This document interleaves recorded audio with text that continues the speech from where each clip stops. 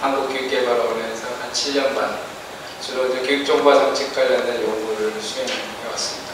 그리고 11년 9월에 저희 전주교대 컴퓨터기사에 와서 우리 초등 학기 교사가 된 예비교원들을 가르치고 있습니다. 오늘 제가 맡은 분야는 첨단교육공학을 학습혁명인데요. 우선 그 첫 번째 이 그림 여러분도 이제 많이 보셨을 겁니다. 얼마 전에 EBS 백분 토론에서 나왔던 그림 중에 하나. 지금 어떻게 보면 우리 이제 교육 분야에서 첨단공학이 어떤 역할을 할까 대단히 상징적으로 보여줄 수 있는 거라고 생각해서 한번 선정을 해봤습니다. 지금 사실 우리 지금 현재 그 모습을 만약에 이러하다면 소위 말하는 에듀케이셔널 이퀄리티에서는 모든 아이들에게 동등하게 주려고 노력을 하고 있습니다. 그런데 사실은 저도 학교에 있어 보면 알지만 아이들에게 똑같이 나눠주는 건 오히려 좀 쉬워요.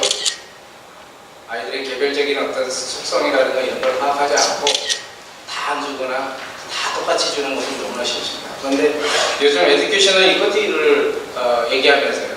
교육의 평등성이 아니라 공정성을 얘기하면서는 아이들의 어떤 특성에 따라서 좀 차별적으로 줘야 되는 거 아니냐라는 이야기를 많이 합니다. 그런데 저는 우리 교육, 첨단공학이 우리 교육에 미치는 영향 중에 가장 큰 것 중에 하나는 사실은 저 애초에 있던 이 장벽을 없애는 것이 가장 현실적이라고 생각합니다. 이런 장벽을 없애는 여러 가지 방법이 있을 텐데 그 중에 하나가 이 첨단 교육공학이라는 관점에서 특히 요즘 유행하는 하이테크, 하이터치라는 개념에서 한번 논의를 해보려고 합니다. 우선 첫 번째 제가 준비한 것은 현재 이런 첨단 교육공학, 교육 분야에서 사용하는 교육 기술이라는 분야에서 현재 기술이 어느 쪽으로 변화하고 있는지 잠깐 설명드리고요. 그리고 우리가 지금 수년째 내지는 수십 년째 교육의 문제라고 지적해온 것들, 그리고 그것을 첨단공학에서 어떻게 해결할 수 있는지, 그래서 최종적으로 우리 학교에서는 어떤 역할을 해야 하는지 이 네 가지 방향으로 설명을 해보려고 합니다. 인터넷입니다. 지금 네트워크 기술, 특히 인터넷 기술은 소위 말하는 사물 인터넷이라는 개념으로 확산되어 가고 있습니다. 지금 현재 이제 인터넷 시대를 지난 사물 인터넷 시대가 돌아왔는데 이 사물 인터넷이라는 기본 개념은 소위 말하는 모든 전자제품에 센서와 인터넷이 들어가서요. 기본적인 그 의사소통을 할 수 있다는 개념인데요. 그러면서 우리 현재의 사회가 초연결 사회가 되었다고 얘기합니다. 여기서 초연결 사회는 단순히 사람과 사람의 연결이 아니라 사람과 사물이 연결이 되고요. 또 사람과 공간이 연결이 된다는 의미입니다. 그래서 이런 초연결 사회를 지나서 이제 만물 인터넷 시대 내지는 만물 지능화 시대에 이제 접어들 거라 이렇게 얘기를 하고 있는데 사실 이번에 평창 올림픽에서 가장 인상 깊었던 건 아마 오륜기 드론일 겁니다. 근데 그 드론을 혼자서 약 2,000여 개의 드론을 혼자서 조종했거든요. 근데 사실은 드론과 드론 사이에 그게 가능했던 것은 통신을 하기 때문에 가능했습니다. 그러니까 생각을 해보십시오. 그날 이제 바람도 불 거고 그러면 드론이 느끼는 워낙 넓은 범위에서 드론이 작동이 되기 때문에 특정 지역에서 바람이 세게 불린다면 아마 그 드론은 조금 처지거나 아니면 모양을 달리할 겁니다. 그런데도 불구하고 일정한 오륜기 모양을 만든다는 것은 옆에 있는 드론들은 그 옆에 있는 드론의 위치를 보고 정보를 보고 같이 대열을 맞추기 때문에 가능했던 기술입니다. 그래서 그런 것들이 핵심적으로 이러한 사물인터넷 기술을 활용한 거고요. 두 번째 가장 큰 핵심 기술 중에 하나가 센서 기술입니다. 이 센서 기술이라는 것은 여기 보시면 아시겠습니다만 여러분들 자동차에 여러 가지 센서 기술들이 있습니다. 요즘 나온 자동차 보니까 마치 공중에서 이렇게 드론 가지고 자동차 찍듯이 그 사방의 카메라를 이용해서 그래픽과 이렇게 해서 공중에서 내 차의 위치를 볼 수 있도록 그렇게 해놨는데 그런 여러 가지 센서, 습도, 또 미세먼지 이런 것뿐만 아니라 여러 가지 센서 기술들이 우리 생활에 밀접하게 작용하고 있습니다. 이런 센서 기술들은 어떻게 보면 우리를 감시하는 느낌도 들고요. 어떻게 보면 우리를 보호하는 역할을 하기도 합니다. 빅데이터, 앞에서 얘기한 것처럼 네트워크와 센서가 만나면 자연스럽게 데이터들이 수집이 됩니다. 과거에는 PC라든가 사람이 로그인함으로써 사람들이 클릭한 이런 정보들만 들어와 있지만, 만약에 이 공간 내에 이런 사물 인터넷 기술이 들어가 있다면 사실 모든 장치, 또 심지어 여러분들께서 앉아있는 의자 이런 데에도 아마 사물 인터넷이 들어가 있다면 딱 앉은 순간 여러분들의 체온을 재고요. 그 다음에 거기에 예를 들면 혈압이라든가 맥박이라든가 이런 걸 재면서 현재 상태가 어떠하신지, 또 저는 아마 미래에는 그럴 수도 있겠습니다. 여러분들 중에 뭔가 조금 전체적으로 좀 많이 졸려 하신다 그러면 뭔가 화제를 바꿔야 되겠구나, 이런 정보를 강사한테 줄지도 모르겠습니다. 그런 빅데이터를 통해서 이 빅데이터가 양산될 수밖에 없는데요. 이 빅데이터라는 것은 단순히 대량의 데이터만을 의미하지 않고요. 그 대량의 데이터를 처리하는 기술을 포함하고 있습니다. 또 무엇보다도 과거의 데이터라는 것은 소위 말하는 수치, 텍스트로 된 데이터만을 의미했는데 지금은 비정형화된 데이터라고 해서 영상자료, 이미지 이런 것들을 분석을 해냅니다. 이런 빅데이터들은 기본적으로 개인정보를 침해할 소지도 있고요. 또 이런 데이터에 맞춰서 개인의 맞춤형 어떤 정보를 제공할 수도 있습니다. 그리고 이런 기술들의 공통점은 서로 다른 기술들을 오뎅꼬지처럼 막 하나로 꽂는 것이 있죠. 그게 바로 소프트웨어입니다. 이 소프트웨어를 통해서 현재 이제 메이커 교육이 많이 이루어지고 있는데요. 단적인 예로 이 슈퍼셀이라고 핀란드에 있는 한 회사입니다.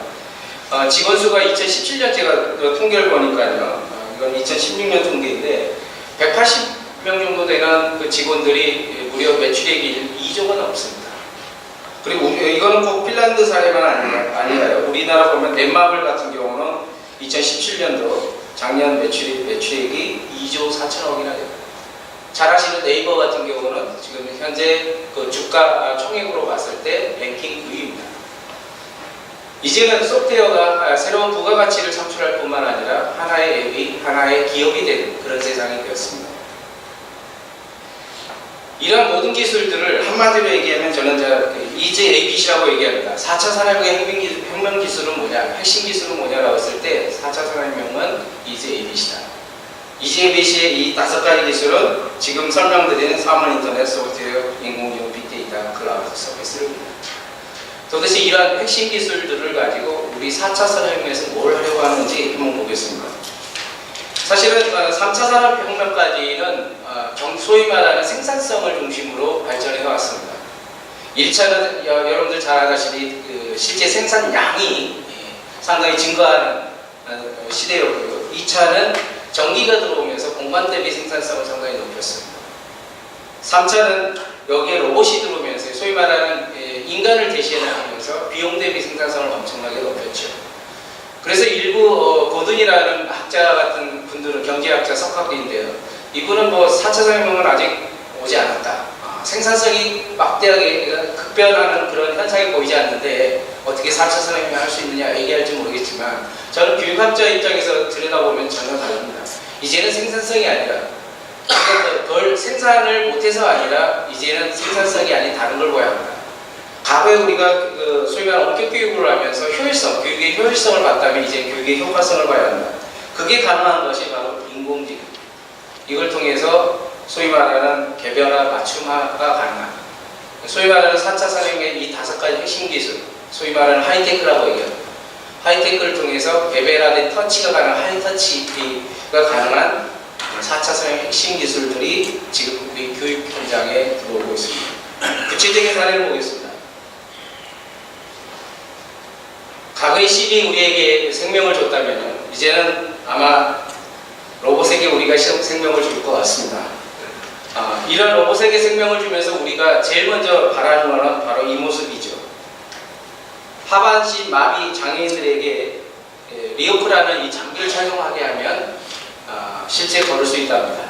실제 이거는 어느 정도 기술적으로 어느 정도로 상용화되어 있는데 여기 작은 PC가 있고 그 사람의 약간의 이 미동을 이용해서 이 장치들을 제어하는 상황이죠.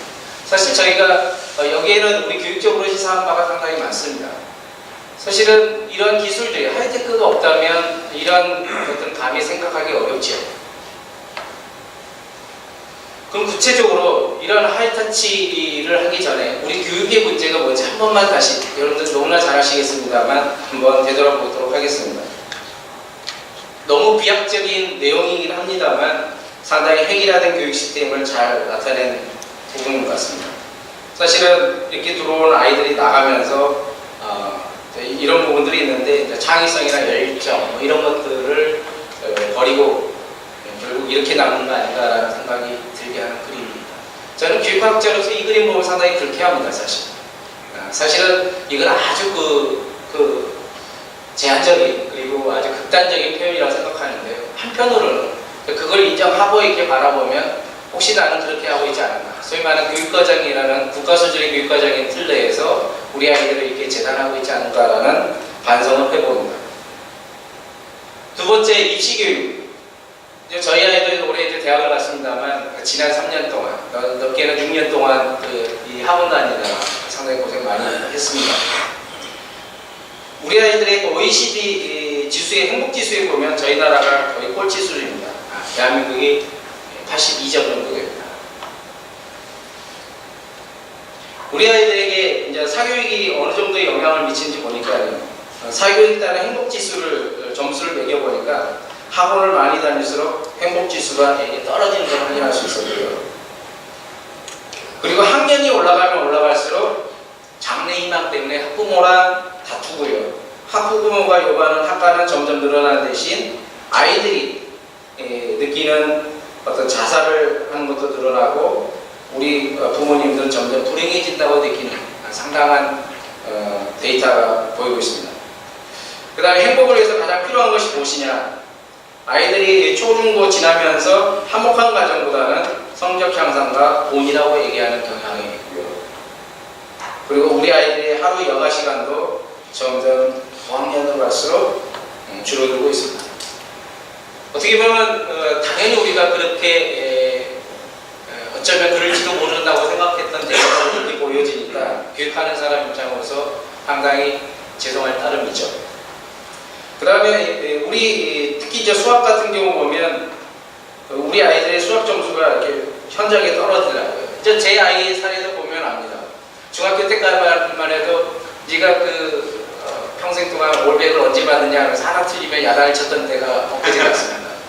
그래서 95점만 맞아도 뭔가 평균 95점만 맞아도 그러는데 이 아이가 중1 딱 올라가니까 평균이 얼마 나오겠습니까? 60점이 간신히 나옵니다. 그러면 자연스럽게 모든 부모들이 어디로 갑니까? 학원으로 갑니다. 그러면 자연스럽게 저하고 아내는 싸울 수밖에 없습니다. 그죠? 아내는 보내야 한다, 나는 안 된다. 결국 저는 3년 동안 학원을 보내지 않았는데요. 근데 우리 아이들이 이런 수포자를 만드는 이유가 뭘까요? 인터넷 한 오마이뉴스에 나온 사진인데 상당히 참담합니다. 이 녀석은 정말 어찌할지 모르겠습니다. 과거에 우리 때는 제가 여기 경기도 하남에 있는 그 남한고등학교에 나왔는데요. 경기도 하남 그 남한고등학교 우생순에 나오는 그 핸드볼 선수들이 육성되었던 학교입니다. 그래서 자연스럽게 저희 때는 뒤에서 자는 아이들이 있죠. 운동하는 아이들. 어느 정도 양해를 됐습니다. 요즘 아이들은 저희 아이 중학교 때 보니까 자는 아이 제가 물어봤습니다. 어떤 아이들 대부분 학원 다니고 늦게까지 하나요? 오히려 공부 잘하는 애들 뒤에 잔다는 얘기를 많이 들었습니다. 그리고 우리 OECD 평가에서 읽기, 수학, 과학에 거의 이제 최상위권에 달하고 있습니다. 수년 동안 그래갖고 최근에 순위가 떨어졌던 거는 아무래도 싱가포르랑 홍콩 같은 도시국가가 들어오면서 좀 떨어진 부분이 있는데요. 그러나 우리나라 그 자살률은 세계 1위이고 OECD 국가에서 가장 높습니다. 무려 OECD 평균 12.2%의 2배보다 높습니다. 앞서 얘기한 것처럼 우리 아이들의 공부는 열심히 할지 모르겠지만 실제 행복지수가 낮고 그로 인한 자살률이 높다는 것은 이미 우리 사회적인 이슈로 자리 잡은 지 오래입니다. 그리고 우리 아이들은 앞서 그 장래에 대한 이야기도 얼핏 했습니다만 희망 직업에 대해서 상당히 없습니다. 점점 나이가 들면서록 직업이 처음에 이제 나름대로 원하는 직업이 있다가 87.1% 초등학생인데요. 고등학생이 되면 오히려 뭔가 진로교육, 적성교육을 통해서 내 장래를 결정하는 것이 아니라 오히려 그것이 없어지는 그런 비율, 오히려 70.5%로 확 줄어들고 있습니다. 저는 여기까지는 여러분들 너무나 잘 알고 있는 교육의 문제인데요. 그러면 이 교육 문제 전체를 우리 첨단교육공학으로 다 해결할 수는 없습니다. 그런데 이 교육공학으로 해결할 수 있는 부분이 뭘까? 지금부터입니다. 첫 번째, 우리나라의 교원 수 같은 경우 교사 1인당 학생 수가 2017년도로 보면 14.1명 고등학교 과정이고요. 합격당은 23.4명. 정확하게 작년 자료 2017년 자료, 즉 이건 2015년 자료입니다. 2017년 자료 보니까 초등학교는 합격당 22.3명이더라고요. 다시 말해서 한 학급에 한 교사가 20명 이상의 학생들을 가르치고 있습니다. 우리가 이제 40분 수업을 제가 초등학교 교사 하면서 40분 수업을 간단히 쪼개보면요. 앞에 5분 동안 동기위발이라는 걸 합니다. 그리고 한 30분 정도 수업을 하고 뒤에 5분 동안에 또 학습 정리한다 해서 아이들에게 간단한 지리응답에서 어떻게 제대로 알고 있는지 차시 예고하고 숙제 내리고 이런 시간을 갖습니다. 실제 교사가 수업하는 시간 30분이고요.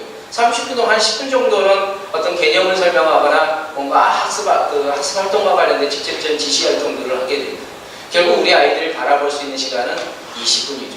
20분 동안 대도시 지역의 학생들은 25명이 넘는데요.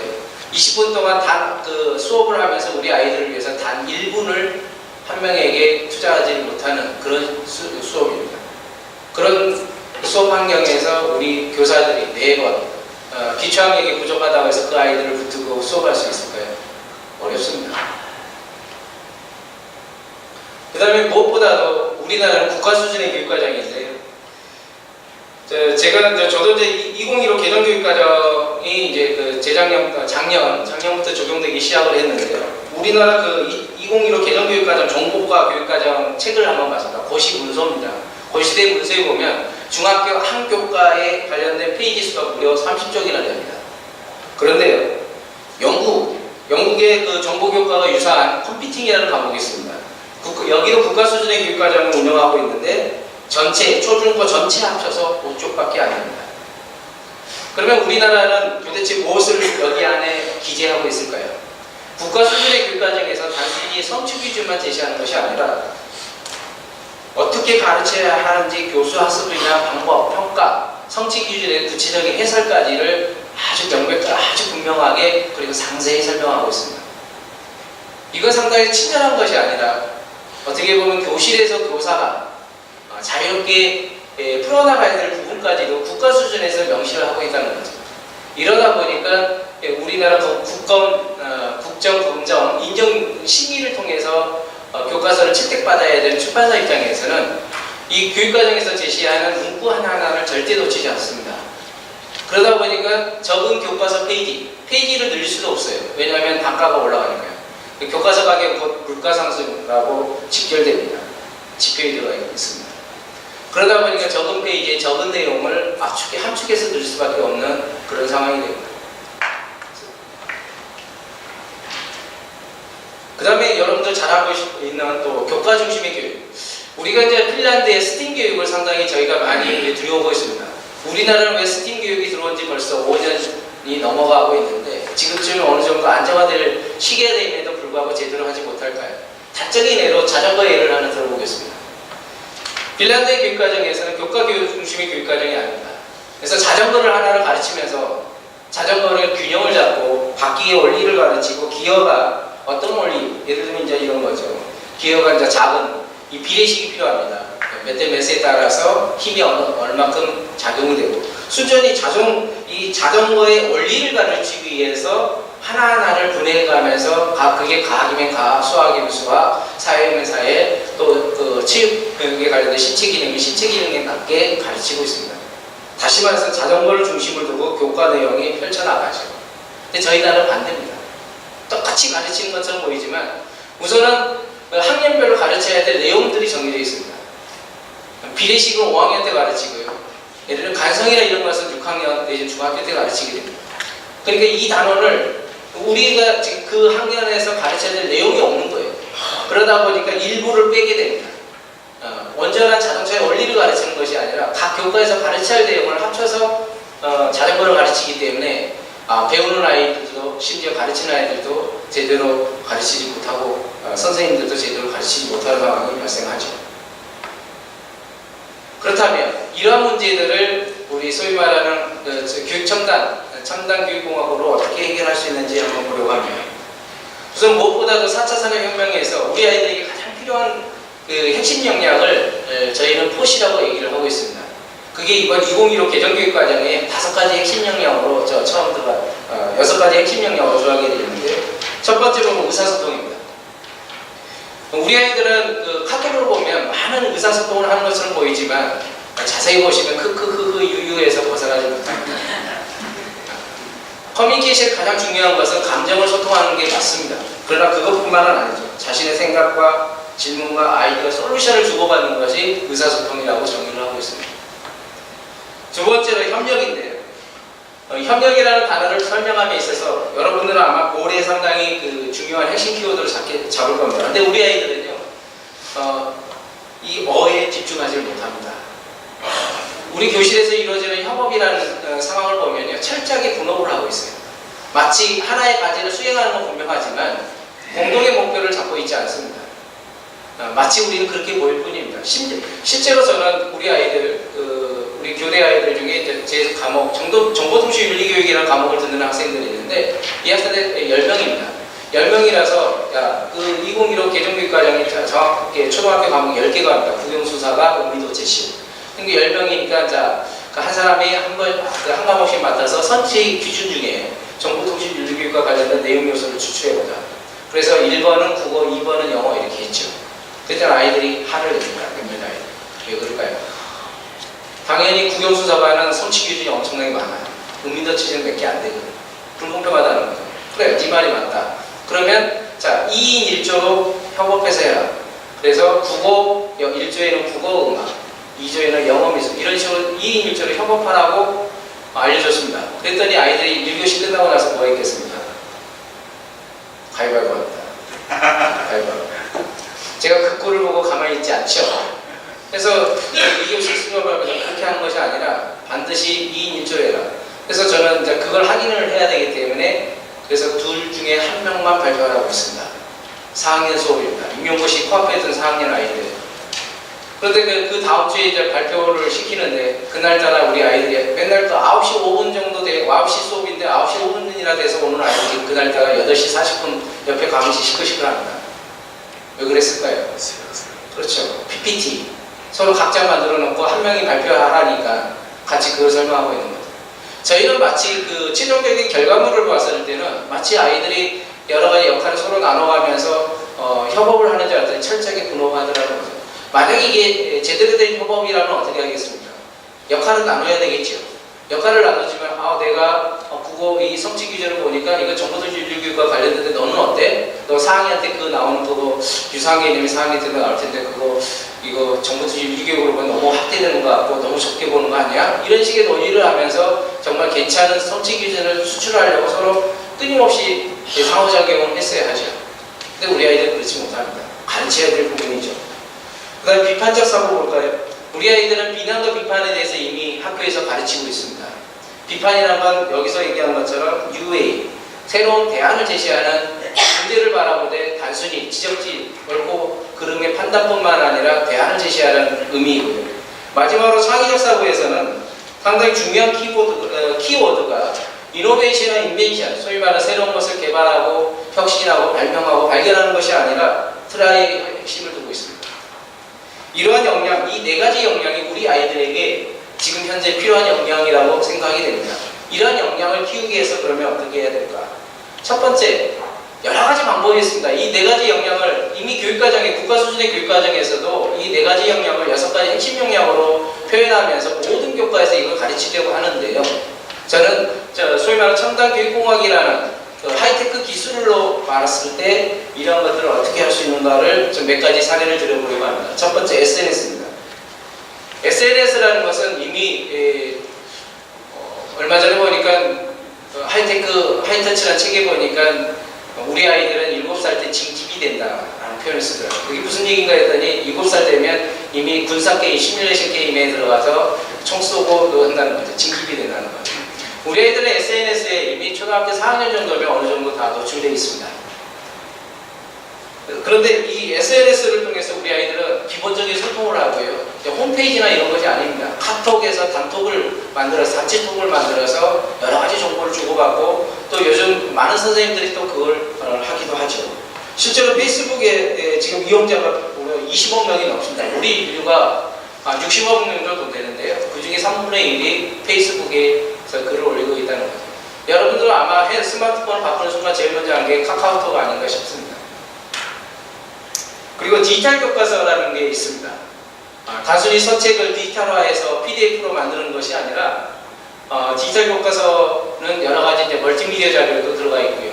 요즘은 마법책처럼 해리포터라는 영화 보셨습니까? 그 마법책을 펼치면 막 이미지가 움직입니다. 그하고 아주 유사하게 잘 만들어져요. 그래서 현재 초등학교 3, 4학년 2015 개정교육과정에 따라 개발되고 있는데 상당히 효과가 높게 나오고 있습니다. 제가 지난 그 2014년부터 3년간 이 아이들 초등학교 3학년과 4학년 아이들 3년간 추적했더니 아이들의 학습 역량 그리고 인지적, 정의적, 사회적 영역에서 다 향상되는 걸 볼 수 있었습니다. 특히 사회적 영역에서 상당히 향상됐는데요. 사례를 하나 들어보겠습니다. 여기는 홍천에 있는 속초초등학교입니다. 강원도 속초에만 속초초등학교 있는 것이 아니라 홍천에도 하나 있는데 여기는 동교 하나에 오른좌운 노천이 있습니다. 여기에 5학년 선생님, 여선생님 한 분 계시는데 이 선생님이 그 반 아이가 한 명밖에 없을 때가 있었대요. 근데 이 아이를 가르치는데 도저히 이 선생님이 못 가르치는 게 있답니다. 이 선생님은 여선생님에도 불구하고 체육 엄청 좋아하고요. 아이들이랑 몸으로 부딪히는 모든 활동을 즐겨합니다. 그런데 딱 하나 못 가르치는 게 있다고 합니다. 그게 뭘까요? 돌림노래를 못 가르쳐요. 돌림노래. 돌림노래 선생님하고 학생하고 2부 해면 정신없습니다. 여러분도 어릴 때 3부 정도 해봐도 정신없죠. 최소한 4분단이 돌아가야 내 차례 기다려가면서 또 화음이 들립니다. 그래서 이 경우 디지털 교과서를 이용해서 어떻게 했냐면요. 이거는 이제 그 돌림 피리를 같이 부르는 형태인데요. 간단하게 카메라, 여기에 있는 카메라 있죠. 핸드폰을 이렇게 앞세우고요. 저처럼 이렇게 미러링이라는 이 기술을 이용해서 핸드폰에 있는, 패드에 있는 것을 저렇게 화면에 띄웁니다. 그리고 나서, 자, 원교 1부 시작, 2부, 3부, 4부. 이렇게 해서, 간단한 핸드폰 하나 가지고 4부, 돌림 노래를 부르는 모습을 제가 실제 가서 본 적이 있습니다.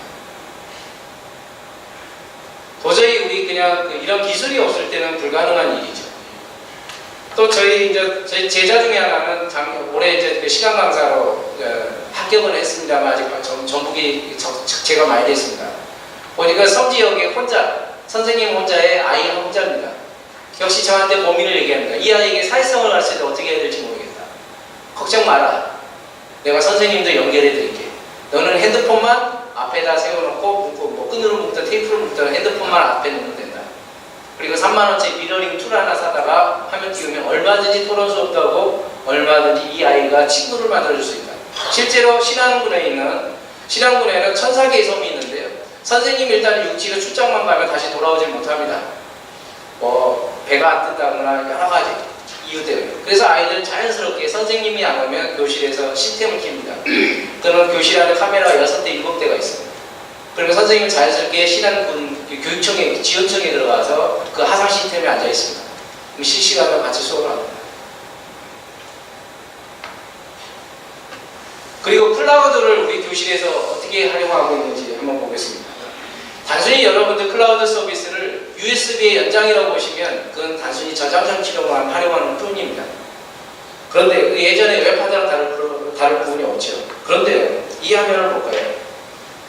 이 화면은 소위 말하는 구글 문서, 클라우드 서비스라는 게 드랍박스니, 엔드라이브니, 구글 드라이브니 여러 가지 기능들이, 회사들이 있는데요. 그 서비스들 중에 저는 구글 드라이브에서 이런 문서를 썼습니다. 아리안글 문서와 차이점이 뭡니까? 커서가 몇 개가 있습니다. 3개가 있죠. 커서가 3개 있다는 건 무슨 뜻입니까? 하나의 문서에 3명이 동시에 들어와서 여기 보면 이름도 뜨잖아요.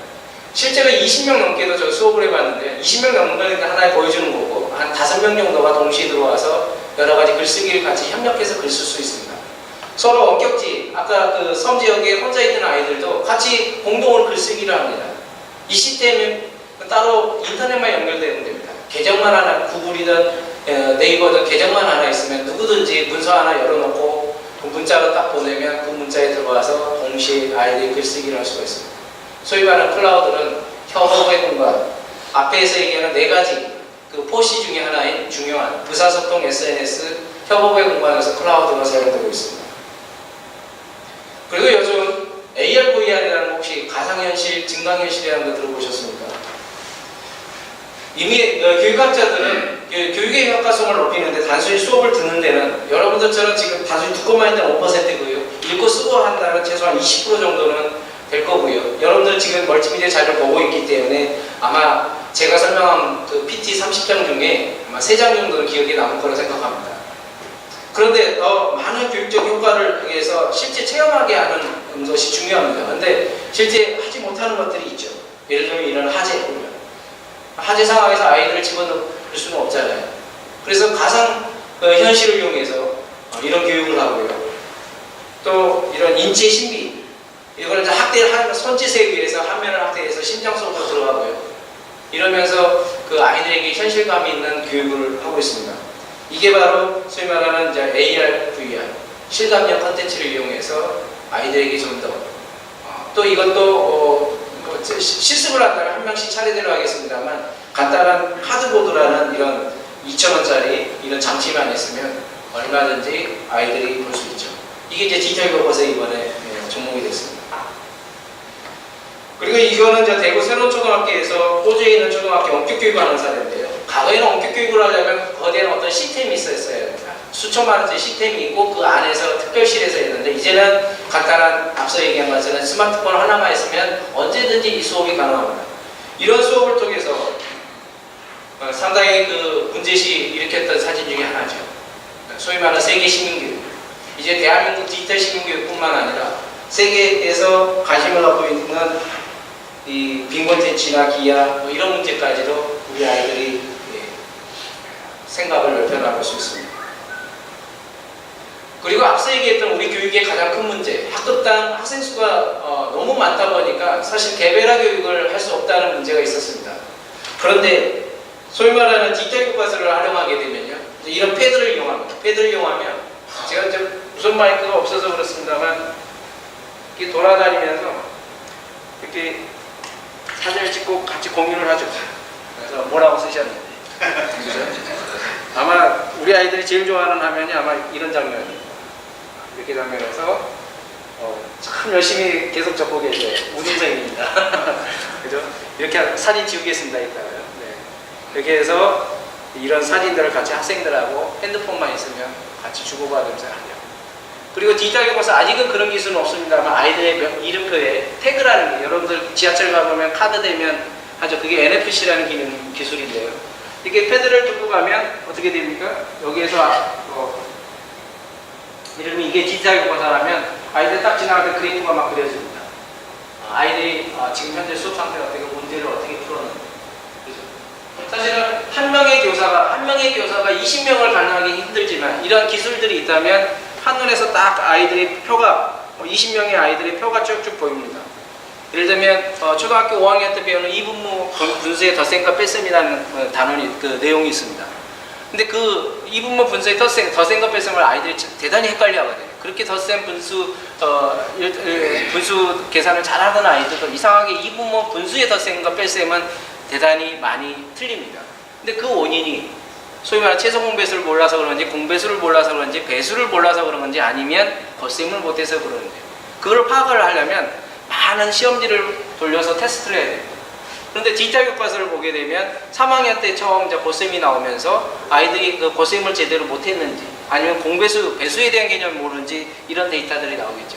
그러면 교사 혼자라도 물론 여러 명의 교사가 교실에 있으면 좋겠습니다만 교사 혼자라도 이러한 소위 말하는 하이테크 기술을 이용한다면 소위 말하는 개별화 교육이 맞춤형 교육이 가능하답니다.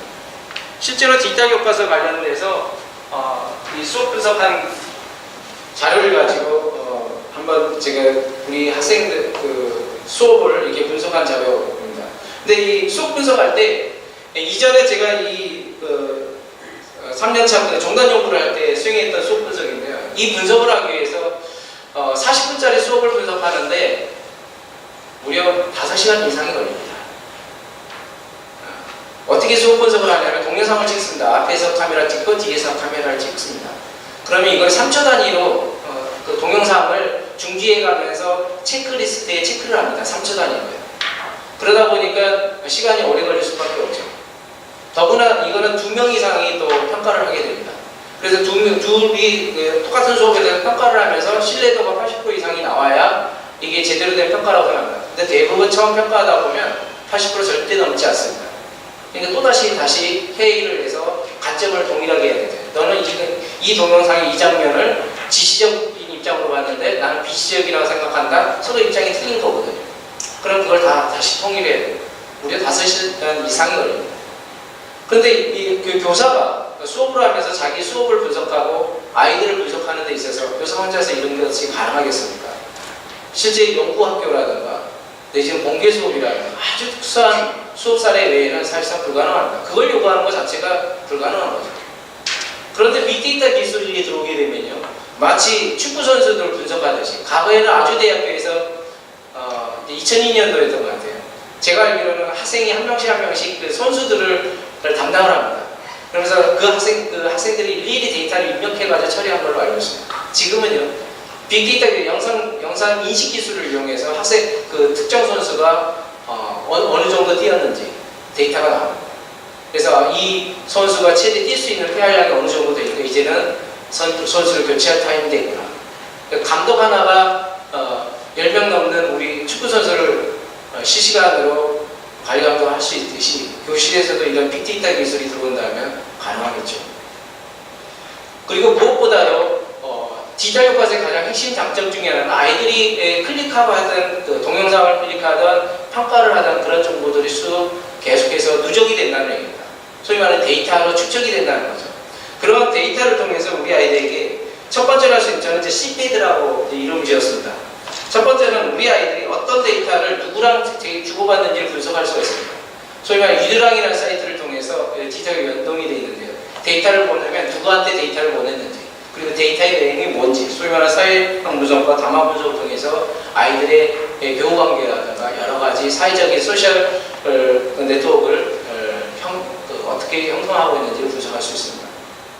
그리고 여러 가지 평가가 이루어집니다. 단순히 클릭에 대한 로그 분석뿐만 아니라 성취력 평가, 그리고 설문 분석을 통해서 평가가 체계적으로 관리가 될 수 있죠. 이 평가를 통해서 그 아이들의 지금 미흡한 점이라든가 필요한 점을 우리가 분석할 수 있죠.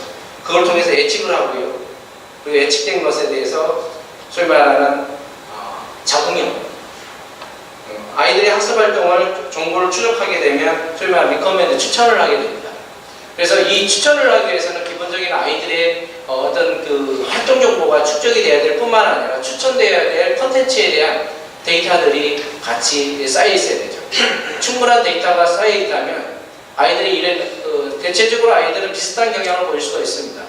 단순히 20여 명의 아이가 아니라 이 데이터가 전국적으로 보면 수백만 명의 데이터, 그것도 수년 동안에 쌓이고 한다면 아이들의 일정한 패턴을 분석해낼 수 있고 아이들이 그 학습한 패턴을 통해서 최소한 추천이 가능하죠. 근데 이런 그 학습 분석 기술을 저는 절대적으로 의존하지는 않습니다.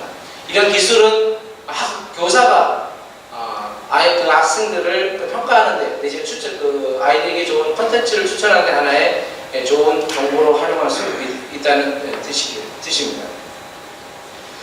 그 다음에 이제 스마트 기기를 활용한, 아까 말씀드린 것처럼 소위 말하는 세이지 온 더 스테이지, 저 같은 강사는 아마 인공지능이 앞으로 나중에 대체할 거라고 생각합니다. 교사들도 교실에서 저 같은 강의를 하고 있다면 곧 대체될 거라고 생각합니다. 이 교사가 이러고 저는 저 교수법에서 절대 등을 보이지 말라고 합니다. 그 청중에게 절대 등을 보이지 마라. 그러면 잘 수밖에 없습니다. 근데 소위 말하는 세이지 온 더 스테이지, 무대 위의 현자처럼 역할을 하는 것이 아니라 바로 패드를 들고 아이들 옆을 개간수시하면서 소위 사이드 온 더 가이드 온 더 사이드, 아이들 옆에서 격려자로서 역할을 할 수 있는 것. 이것은 과거 ICT 교육에서 상당히 문제점 됐던 것 중에 하나입니다. PC를 활용할 때는요, 교사가 앞에서 클릭하느라고 정신이 없습니다. 아마 그 강의할 때도 마찬가지일 겁니다. 저 앞에 앉아가지고 마우스로, 요즘은 포인터가 있어가지고 좀 떨어져 있습니다만, 저는 지금 우리 선생님들 스마트 교육, 디지털 교육을 상당히 강조하는 이유가 이런 패드 두 손을 자유롭게 만들거든요. 그러면서 우리 아이들을 옆에서 뭐 하고 있는지 순시할 수 있는, 강의도 하면서 동시에 아이들을 관찰할 수 있는 시간이 훨씬 늘어난다는 겁니다. 그리고 온라인 수업에 대한 기대가 상당히 높아지고 있습니다. 온라인 수업이 필요한 이유는요, 기본적으로 오프라인 수업에서 제공하지 못하기 때문입니다. 대표적인 수업 중에 하나가 이제 고등학교의 기술 선택 과목. 하나의 교과가 운영이 되려면 최소한 10명 이상의 교사가 필요합니다. 그 학생이 필요합니다. 그런데 강원도라든가 일부 소규모 지역 같은 경우는, 예를 들면 아랍어 같은 거 보십시오. 전국적으로 아랍어 선택 학생이 제일 많거든요. 2만 명이 넘습니다. 수능에서. 그런데 이제 실제 개설된 학교는 2개교밖에 없죠. 예를 들면 어떤 학교에서 아랍어를 듣고 싶은데, 예를 들면 한 명이 손들었다고 쳤을 때 그 학생 한 명을 위해서 우리가 교사를 배치시킬 수 있느냐 이거죠. 사실은 시켜야 되는 게 정상이죠. 그런데 저희는 소위 말하는 경제성이라는 논리로 그렇게 하지 못합니다. 사실 그렇게 하려면 막대한 교육비가 들 거고요. 다음 연도에 만약에 선택이 안 된다면 그 교사를 뭐 해야 될지 사실 걱정이 많이 되죠. 그런 문제 해결할 수 있는 방법 중에 하나가 소위 말하는 온라인 수업이죠. 그리고 예를 들면 장애인, 특히 건강장애 학생들이 있습니다. 사고를 당해서 3개월 동안 학교에 가지 못하는 학생들, 그런 학생들을 위해서 온라인 수업은 최적의 교육 방법이 아닌가 싶습니다. 이때 주의할 점은, 사실 그들에게는 온라인 수업은 대체제재입니다. 보완제재가 아닌 거죠. 근데 우리는 항상 늘 일반 학생들을 대상으로 ICT 교육 내지는 이런 스마트 교육이라고 하는 첨단 교육공학을 활용한 교육을 단순히 보완제로만 바라보고 있습니다. 그러다 보니까 어떤 상시적이고 또 일상적으로 필요한 우리 아이들에게 제대로 케어를 못하고 있죠. 그리고 미디어를 하는 최근에 얘기하는 거꾸로 교실, 플립 클래스룸입니다. 이건 단순히 이렇게 보시면 되겠습니다. 기존의 정통적인 수업은 교실에서 지식과 개념들을 가르치고 실제 적용하고 분석하고 종합하고 평가하는 이러한 내용들은 숙제로 내주고 실제 하든지 말든지 하는 경우가 많았습니다. 그래서 이것을 바꿔서 집에서 선생님의 강의를 듣고 학교에서는 소위 말하는 분석 종합 평가와 관련된 활동들을 학생과 교사들이 하자는 취지입니다. 블룸의 교육 목표 분류 체계에 보면 이렇게 구분하고 있는데, 그동안은 지식과 이해를 중심으로 강의를 중심으로 교육을 했다면 이것은 동영가정에서 동영상 안으로 대체를 하고 그걸 두고 왔다는 전제하에 우리 아이들과 학생들과 아이들이 실제로 어려워하는 이런 문제를 다루는 것이 거꾸로 교실입니다. 이러한 거꾸로 교실 내지 플립 러닝, 플립 클래스룸이라고 하는 이러한 교수학습 방법의 핵심은 바로 미디어에 있죠. 그리고 요즘 2015 개정교육과정에서 초등학교, 고등학교에서 가장 강조하고 있는 한 영역이 소프트 교육입니다. 소위 말하는 소프트 교육에서 메이커 교육을 하자는 건데요. 단순히 뭔가 생각하는 능력뿐만 아니라 실제로 그 생각한 것을 만드는 교육을 하자는 게 바로 메이커 교육이고 그게 소프트 교육입니다. 저도 작년에요. 우리 전주에 있는 한 고등학교 학생들이 제 페이북 회진이더라고요. 그러면서 저보고 소프트 교육을 해달라는 겁니다. 무슨 교육이냐 했더니 자기네들이 자율동아리를 만들었는데 교수님 저 강의를 해줬으면 좋겠다. 얼마나 기특합니까? 당연히 한다고 그랬죠. 그래서 한 달에 한 번씩 제 연구실, 처음에는 그 학교를 가려고 했더니 이제 외부인이 강의하는 것에 대해서 좀 껄끄러워요. 사립이다 보니까. 그러면 오히려 내가 노트북 가져가서 가는 게 힘드니까 너희들이 와라. 그래서 한 달에 한 번씩 토요일날 오전 9시부터 1시까지 이렇게 수업을 했습니다. 그 수업하고 나서 아이들이 최종적으로 한 5번 정도 수업을 했는데요. 수업하면서 이런 작품을 만듭니다. 이건데요. 이게 뭐냐면 여러분들 혹시 장애인 신호등이라는 거 보신 적 있나요? 누르면 삐리삐리 소리 나잖아요. 그런데 이 아이들은 노인들을 위한 신호등을 만들겠답니다. 모티브는 당연히 이 그림인데요. 이 사진에 저는 가끔 노인들이 길 한가운데에 서 있는 모습을 되게 언짢았습니다. 근데 사실은 무단횡단하려고 한다고 생각을 했는데 그게 아니죠. 이분들이 한 걸음에 한 번의 신호에 건너지 못합니다. 그러니까 중간까지 한번 쉬었다가 다음 신호에 가시는 거죠. 그래서 이런 모습을 우리 아이들이 보고 전 제가 이제 이런 신호등을 만들자 이런 제안한 적 없습니다. 아이들이 생각하고 자기네들이 만들 수 있는 기술들을 생각하고 실제 만든 건데 바로 장애인을 위한 신호등입니다. 작동 원리는 간단했습니다. 버튼을 누르면 이제 작동이 되죠. 그리고 이제 길을 가다 보면 이제 가운데 센서가 있습니다. 빛 센서를 이용했는데 딱 지나면 뭐 매트릭스 영화처럼요. 빛이 지나가다가 딱 차단이 되니까 신호가 가죠. 그러면 지금까지 이동한 시간을 재가지고 속도를 계산하고 앞으로 걸어갈 속도를 해서 그 신호등의 그 비추는 파란색이 비치는 시간을 딜레이 시켜주는 그런 시스템입니다. 그런데 이런 아이디어는 그렇게 어렵지 않게 낼 수 있습니다. 그래서 아이들이 이거를 같이 도윤이하면서 그래 이렇게 한번 만들어보자고 그림을 그리기 시작하면서 만들었습니다. 보통의 교육은 여기까지입니다. 그리고 이걸 생각하는데 아이들이 1시간 정도 채 안 걸렸습니다. 근데 문제는 구현하는데 무려 3시간 이상이 걸리죠. 왜 그럴까요? 소위 말하는 여기 보면 아두이노라는 보드를 사용하는데 예를 들면 칩을 이렇게 그 전선을 이렇게 꽂으면 실제 그 뒤에 있는 선하고 딱 맞아 떨어져야 돼 뭔가 문제가 생기고요. 그 빛이 딱 지나갔을 때 걸리는 그 시간과 노트북을 통해서 제어되는 시간에 그 딜레이 시간이 걸립니다. 그래서 시간이 정확하게 재지지 않고요. 여러 가지 소위 말하는 일상생활에서 늘 있는 노이즈가 발생을 하게 됩니다. 그런 노이즈를 제어를 하면서 아이들이 완벽한 프로그램을 개발을 해내는 거죠. 사실 띵커와 메이커는 절대 일치하지 않습니다. 그런 교육을 하겠다는 것이 이제 소프트웨어 교육이죠. 그리고 게임을 활용한 교육을 합니다. 이거는 제가 우리 스승의 날 때 보면 학부모들이 수업하는 거 있잖아요. 저는 우리 아이가 초등학교일 때 매년 갔습니다. 물론 학교에서 원하지 않을 때는 안 갔고요. 항상 신청서를 냈고 신청서를 내서 학교장이 허가해주면 갔습니다. 한 번은 노트북 15대를 바리바리 싸들고 와가지고 바로 코드라는 이걸 통해서 게임을 만드는 걸 가르쳤습니다. 아이들이 이런 걸 한 번도 만들어 본 적도 없고요. 소프트웨어 교육이 시작되기도 전입니다. 저는 그래서 40분짜리 수업 지도안을 이렇게 짰습니다. 5분 동안 학습 동기가 이렇게 소위 말하는 프로그래밍 소프트웨어 교육에 필요한지 막 설명을 하고요. 그리고 나서 25분 동안 설명하려고 했습니다. 처음에는 이제 코드라는 프로그램을 같이 따라하면서 만드는 거죠.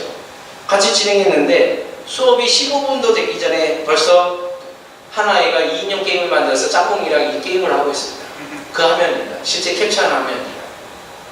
그래서 이 아이한테 물어봤죠. 너 이거 게임, 이 코드라는 게임을, 이 프로그램을 사용한 적이 있냐? 전혀 없답니다. 근데 이 아이는 만들어냈어요. 간단히 사용법을 이 정도의 그 코딩을 가르치고 나서 아주 쉽게 만들더라고요. 그래서 우리 아이들에게 저는 그런 생각이 들었습니다. 우리 아이들이 게임에 빠져있다 얘기하는데 게임 이상은 우리 아이들이 가르친 적이 없습니다. 소위 말하는 플레이어의 역할은 아이들이 스스로 배우지만 메이커의 역할을 한 번도 가르친 적이 없어요. 자, 우리 학교의 역할을 한번 보겠습니다. 저는 이제 4가지 측면에서 보려고 합니다. 첫 번째, 이 교육정보와 이 정보화 기술, ICT 기술, 첨단 기술을 교육에 활용하면서 상당히 시사한 바가 크는데요. 저는 더 이상 혁신의 도구로 사용하지 않았으면 좋겠습니다. ICT. 2000년도에 ICT 교육이 처음 들어서면서 지금 현재 우리 중고교육감들이 대체적으로 ICT 정보화를 상당히 싫어합니다. 그 이유가 있죠. 2000년대 처음에 ICT 교육이 들어오면서 교육 개혁에도 그 혁신의 대상을 교사로 삼았기 때문입니다. 많은 분들이 나이 드신 많은 선생님들이 마음의 상처가 큽니다. 그런데 우리가 이 원격교육 이런 그 교육정보화가 정보화 기술이 상당히 발전된 여러 캐나다나 호주 이런 나라들 미국들을 보면 대체적으로 공교육을 혁신하고 개혁하는 목적이 아니라 공교육에서 하지 못하는 아이들 이런 아이들이죠. 이런 아이들을 공교육에서 제대로 못하니까 기술을 이용해서 이 아이들을 케어하기 위한 그런 시스템으로 ICT가 들어왔습니다. 사실 저는 오늘 이제 주제에서 학습혁명이라는 표현을 쓰고 있어서 교사 출신의 교수로서 상당히 조금 조심스럽습니다. 혁명보다는 뭔가 다른 표현이었으면 좋겠다는 생각도 들었습니다. 소위 말하는 통합이죠. 이 아이, 온오프라인 교육을 서로 통합하고요. 오프라인에서 도저히 불가능한 그런 교육들에 대해서 온라인 통해서 교사들을 이끌어내는 그런 교육의 도구로 활용했으면 좋겠습니다. 언제 어디서나 누구나 학습하는 교육이라고 생각을 했는데 실제로 언제 어디서나 누구나 학습하지 않죠. 특히 교사는요, 원격 연수를 보면 M자를 그립니다. 이 M자를 그리는 로그 분석을 하면요. 왜 M자를 그리냐? 연수 시작, 연수 끝입니다. 연수 시작할 때 막 들어왔다가요, 연수 끝날 때 막 클릭하면서 합니다. 요즘 이걸 방지하기 위해서 일정 강의 듣고 나서는 팝업도 띄고 하긴 합니다만 대체적으로 이러죠. 우리 아이들은 어떨까요? 언제 어디서나 누구나 하는 교육이 아니라 바로 지금 당장 쓸 수 있는 그런 교육을 해야 되는 취지입니다. 두 번째, 우리 학교는 어떻게 해야 될까요? 지난 12여 년 동안 사실은 그 학교 입장에서, 교육정보하는 입장에서 상당히 침체기였습니다. 대표적인 사례가 바로 OECD 피사 평가인데요. 2009년도, 2012년도 평가 자료를 한번 보겠습니다. 저희 나라, 소위 말하는 학교에서 학습을 위해서 컴퓨터를 사용하는 학생들의 비율을 조사하는데 우리나라 어디 있습니까? 우리나라 ICT 교육 강국이잖아요. 여기서 찾지 마십시오. 여기에도 없습니다. 여기 있습니다. 꼴찌에서 두 번째입니다. 근데 사실은 OECD 국가 중에 꼴찌에서 두 번 하면 어떻습니까? 200여 개국 중에서 그것도 상위층에 있는 OECD 국가 중에 뭐 42위한테 43위한테 어떻습니까?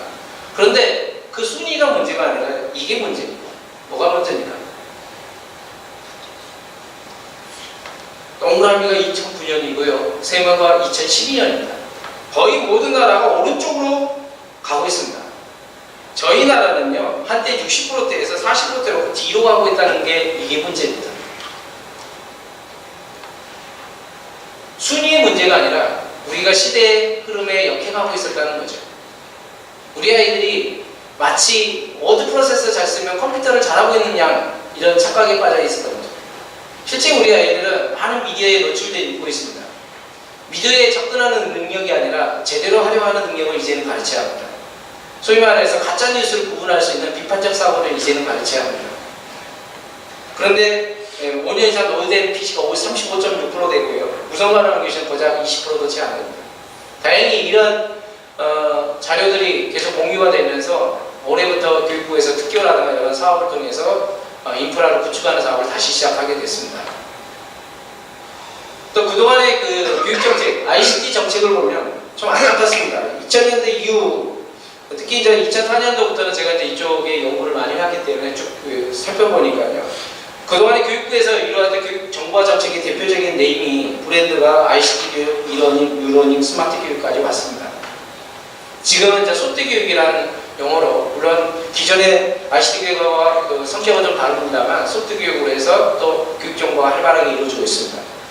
그런데 이런 교육과정을, 이 교육 정보화 정책을 보면서 참 안타까운 게 하나가 있었습니다. 우리 교육 정책하는 많은 분들이 이런 착각이 있었습니다. 소위 말하는 EBS 수능 강의, 내지 사이버화 장소에서 질 좋은 콘텐츠를 우리 학생들에게 제공하면 교육이 저절로 될 거라 생각을 했습니다. 잘 만들어지실 때 좋은 콘텐츠를 주면 학생들이 스스로 공부할 것이다. 우리 교사도 하지 않고 있는데요. 다시 말해서 교사가 배제가 됐습니다. 좋은 콘텐츠, 좋은 시스템만 있었지 실제 온라인에서 교사들의 역할을 거의 주지 못했습니다. 그래서 저는 최소한 교육 정보화만큼은 교사 중심의 정책이 이루어졌으면 좋겠습니다. 온라인 수업에도 교사가 필요합니다. 오히려 대면 교육에서는 사실은 인터랙션이 이루어집니다. 온라인에서는 딱 정해진 시간에 정해진 장면 속에서만 인터랙션이 이루어집니다. 그러니까 그 아이들을 케어를 하려면, 제대로 케어를 하면 더 많은 교사들이 오프라인보다 투여가 돼야 되겠죠. 학급당 25명이 아니라 학급당 10명, 5명 정도 돼야 됩니다. 실제로 그런 사례가 있습니다. 충남교육청에서 뭐냐면 꿈빛나래라는 병원학교 사례가 있습니다. 병원학교 건강장애 학생들이, 이 아이들이 이제 학교에 나오지 못하니까 장기 치료를 받아야 되고 병원에 있어야 되니까 원격으로 교육을 합니다. 선생님은 해당 자기 근무 학교에서 카메라 하나 놓고, PC 카메라 있죠, 노트북을 하나 놓고 앉아있고요. 그 다음에 학생들은 각 병원이라든가 집에 있습니다. 대부분은 모자를 깊게 쓰거나 자기 얼굴을 가립니다. 그럼에도 불구하고 그 선생님은 아이들을 하나하나를 케어하는 모습, 원격으로 저희가 양해를 얻어서 원격으로 저희가 그걸 봤습니다. 수업하는 거. 사실 오프라인 교육 그 이상의 인터랙션이 있었습니다. 선생님 그 아이 하나하나를 깊게 마음의 상처를 안고 질문도 하고 그거에 대해서 답변을 합니다. 그 선생님의 트라우마가 있죠. 그런 아이들이 몇 개월 뒤에 어느 날 사라져 있죠. 죽은 경우도 꽤 많습니다. 그렇지만 그 아이들을 그 수업하는 장면 보면 교실 수업 이상의 끈끈한 하이터치가 있었다는 것은 저는 분명히 느꼈습니다. 그리고 마지막으로 우리 학생에게 잘 쓰는 게 하는 교육이 필요합니다. 우리 아이들에게 핸드폰을 다 걷습니다.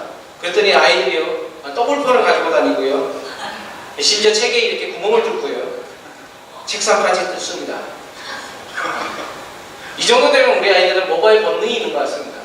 그래서 아니나 다를까 우리 그 인권위원회에서는 지난 2016년도 통계를 합니다.